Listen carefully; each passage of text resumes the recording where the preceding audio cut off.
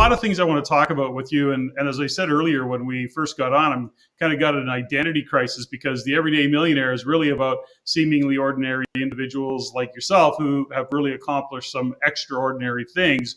But I think this is really a topical, like we're looking at what's going on in Canada in the housing market. Both you and I have that background and that passion to understand where housing is going, why it is where it is today, and where the hell is it going from here. And it's just the weirdest thing that's unfolding that we're living through. And I think there's a part of me that goes, having been in business as long as I have, and you as long as you have, having been a part of this industry, I don't know, I feel like we should be able to crack the code, but I'm just not optimistic given what's happening. So when you look at the housing market today, it's off the charts, not enough listings, prices continue to go. Bank of Canada, we can get into a whole conversation of my belief about TIF should have been fired a long time ago. But that aside, give me your kind of oversight of what you're seeing in the market, and I guess maybe even what you see as some possible fixes. Do you have that view? That's a big topic, I know. It's a big topic. We start at the beginning, that we have to accept that it's not just Canada. And for some reason, some of the big English-speaking countries, particularly Canada and Australia, look very, very similar in terms of extremely high housing prices. My catchphrase is batshit crazy house prices is what we have in these countries, because they're very, very hard to justify. People say that Toronto's a world-class city. God knows it's the biggest city in Canada. It's the sort of the heart of this country. It's got more head offices here than any place else, times 10.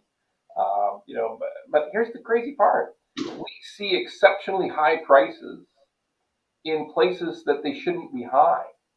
If you're in the Vancouver area, why is a house in Agassiz, which is so far from, the beauty of downtown Vancouver, so far, Agassiz is so far, it's $1.1 million to buy a detached house in Agassiz. It doesn't make any sense. That's an hour and 10-minute drive. We've got places out in the outskirts of the 905 and past the 905, Milton, Guelph, Cambridge, wild house prices. I mean, people like to talk about Toronto like it's New York. Well, I don't know about you. I've been to Manhattan, and Toronto is not Manhattan. Like, I don't care what anybody says. Like, Manhattan's the capital of the world. I mean, Toronto's a big, great big city. I love it, but it's not Manhattan. And the question becomes, if you drive an hour and a quarter away from Manhattan going to upstate New York, you'll find lots of towns, little towns, small cities, with homes, the starting price is $444,000. I mean, you drive an hour and 10 minutes away from the center of Toronto, and the house prices are still $1.2 million. I mean, there's things about this that don't make sense. There's been a number of influencing factors over the years. Maybe the key thing in the United States is they went through a housing meltdown in 2008, 2009. It reversed trends. It changed their mortgage landscape. It, quite frankly, millions of people lost their homes, and prices fell in some regions dramatically, like 40, 50% in some regions. And that was a big reset in that country. We never had it in 2008, 2009, neither did Australia, neither did New Zealand. And we had maybe a little 15% reversal for a year, and bingo, we were back at it again in 2010, stronger than ever. So we never had that reversal. We never had that big come to Jesus moment. So we've been cruising along from about 2009, 2010, right through to COVID, on what you could call the zero interest rate program, the ZIRP. Okay, it was very, very low interest rates, far below traditional interest rates that you or I are familiar with. You and I have seen very high interest rates in our day. You and I have seen lots of 5s, 7s, 9s, 8s, 11s mortgage rates. We've seen a lot of them. We did not see any of that for nearly 12 years, culminating in COVID where we saw fixed mortgage rates for 5 years go down to 1.49 and variable rates down as low as less than 1%, which in a climate of 2% inflation is a negative rate in reality. So interest rates like we never saw or never imagined could happen. And again, the market reacted accordingly and the market soared. So there's a lot of reasons behind these incredibly high house prices. But we thought that when interest rates went to 4.5 from 0.25, like 0.25 to 4.5 in less than a year, that's the steepest, most aggressive rise in interest rates in the history of Canada, like, period. We all thought, well, and we watched it, like prices started to come off in March of 2022. Prices fell. We all tried to surmise how much they might fall. And it looked pretty grim for a few months there. And yet here we are in 2023, in May of 2023, and prices indeed started rebounding. Only 1 year later, in March of 2023, we saw prices in the Greater Vancouver area, Calgary, and Toronto, Metro Toronto, Southwest Ontario. We saw them all start to rise again. So it's almost just a blink, and we've seen aggressive price increases in some of these marketplaces. Now, well, that does seem pretty consistent right across the country, because we are in fact seeing price increases throughout BC, and again back into Alberta, we're looking at prices in Calgary. Not so much Edmonton. Edmonton would be the exception to really almost the whole province of Alberta, by the way, and who knows why that is. But Edmonton generally lags Calgary. But when I look at Lethbridge, when we look at what's happening in Medicine Hat, Grand Prairie, prices continue to actually have pressure upwards right across. So it seems to be right across the country. I know that some parts of Southern Ontario have softened a bit, have not come back to their pre-COVID lows, if you want to use that term. But they backed off. Let's put it this way: they backed off the 2022 highs. And so when you look at it, when you assess it, we look at increasing interest rates. We see that really slowed down things for a bit of kind of like a heartbeat, and then we're back again. We're seeing ultra low listings, record low listings right across the country again. We're seeing ridiculous record breaking immigration into the country, and nobody seems to know the right hand of any given government, provincial, federal, municipal. The right hand doesn't seem to know what the left hand is doing. Everything is tied up in bureaucracy. I don't know. It's hard to look into the future and be optimistic for prices coming off or slowing down. What's your thoughts? It's a good synopsis.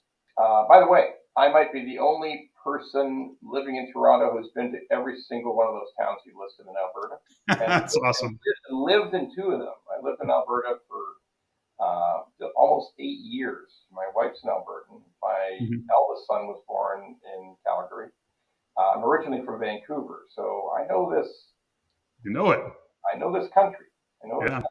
Spent a year and a half in Montreal. Enjoyed every minute of it. My French is nowhere near good enough to stay, but I've seen a lot of Canada, and I'll make this little aside. We live in a great country. It's a really great country, so everybody should make the effort to see more of Canada, because it's a terrific place. It's a great bunch of people. And apart from some of the real failings that we're experiencing in the last couple of years, it's been a great country to live in. It's been great to be with family. I concur totally. This thing we're observing right now it really should not be unexpected, even though I did not expect it. But when we start to examine the key factors in play, there's a reason behind this sudden leap in house prices. You and I know enough about real estate to know that there is just an impulse to buy. Things happen in people's lives. People get divorced. People have twins. People get job transfers. There's consistently something happening that prompts people to want to make a house purchase or buy a bigger home or There's all these factors are always there. They're innate to our culture. So you can suppress it for a while, and obviously we suppressed it from March of 22. So ultra low sales numbers throughout Canada, all through the summer of 2022, horrifically low volume numbers, individual unit numbers of housing sales in the fall of 22. But you can only suppress it so long.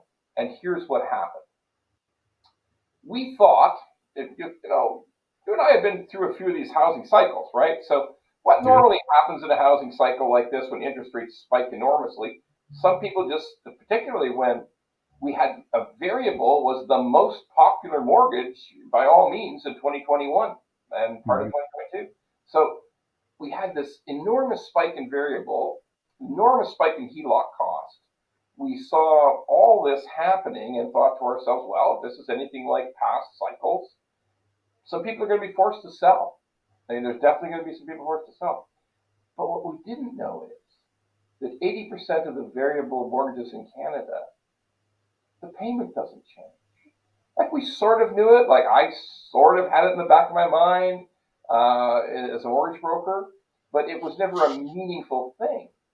But when the mortgage rate that the client had went from 1.45 to 5.7, and their payment didn't change, I didn't really know that was what was going to happen, that kind of a thing could occur. So we had 80% of the variable rate mortgages in Canada, the payments barely changed.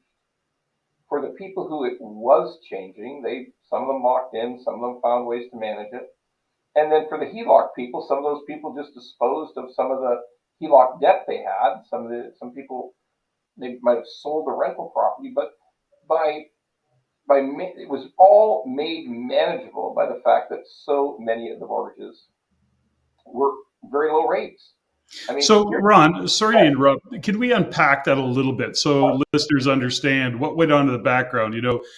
Ultimately, to your point, you go from 1.5 to 5.7, and the payment didn't change. Let's kind of describe why that happened and why you, especially somebody like yourself in the mortgage industry, how the heck did we miss it? Well, we just never, in the last 20 years, we've never had the experience. It never happened before. Sure, there's been gradual movement in prime rate, but we've never had a quarter of 1% go to 4.5 at the Bank of Canada. It hasn't happened. It hasn't happened in my life. Okay, so we were all waiting for something to happen, and suddenly we realized these mortgages, the way they're built is, they have a trigger point. So in theory, they shouldn't go into negative amortization. So I'm using some jargon, sorry for that. Negative amortization is when your payment is not enough to cover your interest, and your mortgage actually starts to grow. The principal is not being paid down, it's actually starting to grow. So we assumed that this would be a severe trigger point and it would reset a whole bunch of mortgages, but guess what? No, we never even bothered. I'm just being truthful here, honest to God truthful. We've never even studied these contracts enough to realize, not so. Some of these, in many cases, these mortgages could grow, and there'd be a final point where they actually exceeded a certain preset amount that's in the contract. But there was an allowance for the mortgage to payment not to change and for the principal to actually increase with many lenders. And for the lenders where it was not true, there is a couple of lenders where every time the rate went up, the payment went up, and we heard from those people, they were not happy. But for 80% of the bank people in Canada, bank mortgages in Canada, sometimes the bank asks for small increases, just to make sure that you are paying $2 down on your principal every month. Now, we just didn't really understand it. I mean, I'm here to be honest. I'm sure there's going to be a bunch of mortgage brokers jump out of the woodwork and say, "Oh, you're crazy. I knew all that precisely, and I could tell you that. No problem. I knew that." Yeah. I'm going to call people on that. Because I read like 1,000 tweets in the spring of 2022 that said we're going to be in big trouble when these trigger rates hit, and guess what? No big trouble. So that's the answer. The answer is variable rate contracts in Canada, which allowed principal to grow in many cases. And this is actually something that's against the law in the United States. So So interesting, isn't it?